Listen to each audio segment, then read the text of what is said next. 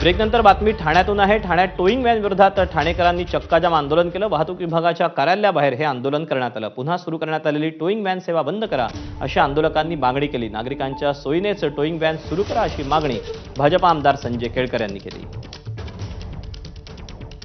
नवीन यंत्रणा आणली आहे त्यांनी पैसे कमवायचे। आता ह्याच्यामधनं पण गेम बघा, त्यांनी काय तुम्ही सांगितलं मायक्रोफोन आणले आहेत, सीसीटीव्ही आणले आहेत, आता ह्याच्या सगळ्यांचे टेंडर निघणार। म्हणजे हे मोठे मोठे नेते आहेत जे पूर्ण ठाणं चालवतात ते हे टेंडर काढून त्यांच्या जवळच्या लोकांना टेंडर देऊन त्याच्यातनं पैसे घेणार। हा सगळा मोठा पैसे कमवण्याचा स्कॅम आहे, अजून काही नाही आणि ह्याच्यात ठाणेकरांचीच वाट लागणार आहे। मी माननीय पोलीस आयुक्तांना सांगितलं की या टोईंग व्हॅनचा अनुभव अत्यंत नागरिकांना वाईट आहे, विशेष करून दुचाकी चालवणाऱ्या वाहन चालकांना, आणि एकूणच हे काम जे आहे ते पारदर्शी नाही आहे। दोन्ही प्रशासन आणि नागरिकांना सोयीचं अशाच प्रकारचं कामकाज चालणं हे अपेक्षित आहे।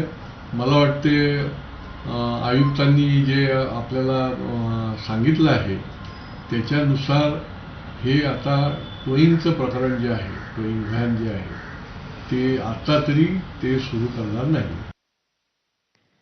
बातमी आहे संभाजीनगरमधून। छत्रपती संभाजीनगरमध्ये एका उद्योजकाच्या मुलाला भरधाव कारनं धडक दिली।